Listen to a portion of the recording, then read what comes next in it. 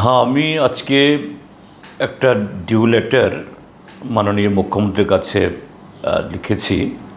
সেটা হলো, প্রথমত, গত 17 তারিখে চানমারিতে যে মর্মন্তুদ ঘটনাটা ঘটেছে, দুটো বাচ্চা একটা চৌবাচ্চায় পড়ে গিয়ে বা অন্য কোনো কারণে তাদের অকাল মৃত্যু হয়েছে, তাকে ধন্যবাদ জানিয়ে তিনি তার ব্যস্ততম সময়ের মধ্যেও জেরানিয়াতে দৌড়ে গিয়ে সেখানে আরেকজন মন্ত্রী মাননীয় সুশান্ত চৌধুরী, তার সাথে গিয়ে সেই যে এই ভাগ্যবিড়ম্বিত যে দুই সন্তানের পিতা মাতা, তাকে প্রবোধ দিয়েছেন এবং তাৎক্ষণিকভাবে কিছু আর্থিক সাহায্য করেছেন।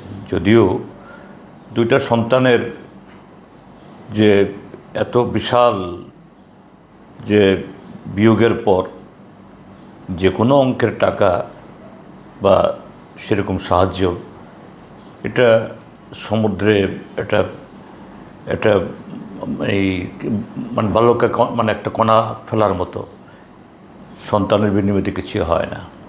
তারপরেও মাননীয় মুখ্যমন্ত্রী এরকম ক্ষেত্রেতে যাওয়া এবং তাৎক্ষণিকভাবে সাহায্য করা সেই পরিবারকে, এই যে শখ হলো, ধীরে ধীরে সেখান থেকে ফিরে আসতে সাহায্য করবে, এটা খুবই এটা কি বলে উজ্জ্বল উদাহরণ।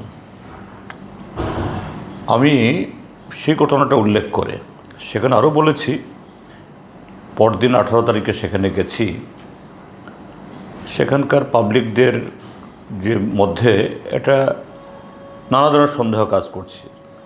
যদিও ব্যক্তিগতভাবে আমার মনে হয়েছে জলে ডুবে মারা গেছে, তারপর যাতে সন্দেহ সেরকম না থাকে, কারণ ওই শিশুদের বাড়িও সেখানে, প্রতিবেশীরা সেরকম মনে করছে। একটা এক্সপার্ট টিম গঠন করে এই তদন্ত হওয়া উচিত, পরিষ্কার করা যে না, এটা আসল ঘটনাটা কি। আমি তার রেশ ধরে আরও দুটো ঘটনা কথা মাননীয় মুখ্যমন্ত্রীর নজরে এনেছি। হয়তোবা এটা প্রথমটা, আমি দ্বিতীয়টার কথা বলছি না। মাননীয় মুখ্যমন্ত্রীর হয়তো নজর এড়িয়েছে এটা, যে কোনো কারণেই হোক। গত বছর জুন মাসে একটা এডিসি এলাকার রামসুন্দর পাড়া না রামশঙ্কর পাড়া, এই মোহনপুর এডিসি ভিলেজ এলাকার, এই মোহনপুর সাব ডিভিশন এলাকা, সেখানকার বাচ্চারা একটা যে তাদের স্কুলে একটা অনুষ্ঠানে এসেছিল, সেখান থেকে দলে বলে তারা ফিরছিল। তো বাচ্চারা জুন মাস মানে তো একটু গরম থাকেই, সেখানে ফরেস্ট ডিপার্টমেন্ট নতুন একটা জলাশয় করেছে, সেখানে স্নান করতে গিয়ে 5টা বাচ্চা ডুবে যায়। হয়তোবা তাদের সাঁতার জানা ছিল না, তার মধ্যে 3টে বাচ্চা কোনো প্রকারে ওরা বেঁচে ফিরতে পারে, কিন্তু 2টো বাচ্চা আমি নামধামও দিয়ে দিয়েছি, মা বাবার নাম সহ ঠিকানা সহ। একটা ক্লাস 4-এর ছাত্রী, আর একটা হলো ক্লাস 3 ছাত্রী। একটার নাম প্রিয়াঙ্কা দেববর্মা, আর একটার নাম পিয়ালি দেববর্মা। এই 2টো বাচ্চা মারা যায়। তারপর দুটো পরিবারই, যে 2টো বাচ্চা যে পরিবার থেকে আসছে খুবই গরিব, তারা ভিলেজ কমিটি, তহসিল, সম্ভবত এসডিএম মোহনপুরের কাছে কিছু আর্থিক সাহায্য প্রার্থনা করেছে। এরকম সময়েতে পরিবারগুলো যে অন্তত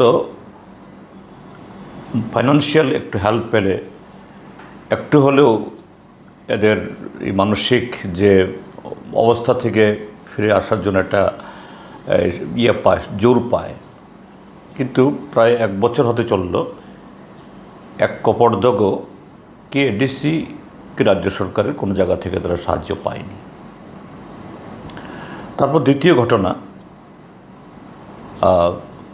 চারবারের সাথে বললে পরে তৃতীয় হবে এটা। গত 20 তারিখে সাবরুমের কালাডাপাতে যেটা ঘটল, মনোবাজার থানার অধীন একটা 9 বছরের ফুটফুটে বাচ্চা, এটাও মেয়ে, তার অস্বাভাবিক মৃত্যু হয়েছে। যদিও আজকে পত্রিকায় দেখছি তার বড় ভাইকে নাকি পুলিশ গ্রেপ্তার করেছে এবং তার অসংলগ্ন কথাবার্তায় এরকম কিছু ঘটনা ধরা পড়েছে। যাই হোক, তদন্তে সঠিক তথ্য বেরিয়ে আসবে আশা করি। তো আমি চিফ মিনিস্টারকে লিখেছি যে এই আসল ঘটনা উদ্ঘাটন করা একটা দিক, দোষীকে যদি সেরকম অপরাধী কেউ দোষীকেও সাব্যস্ত হয় তাদের শাস্তি দেওয়া, কিন্তু এই বাকি দুটি ঘটনায় যে মোহনপুর মহকুমার যে ঘটনা 1 বছরে ঘটে গেছে, এই দুটো পরিবারকেও এই চানমারি ঘটনায় যেরকমভাবে আর্থিক সাহায্য করা হয়েছে সেরকম আর্থিক সাহায্য করতে পারলে খুব ভালো হবে। এবং দক্ষিণ ত্রিপুরার এই কালাডাপার ক্ষেত্রেতেও মুখ্যমন্ত্রী যেন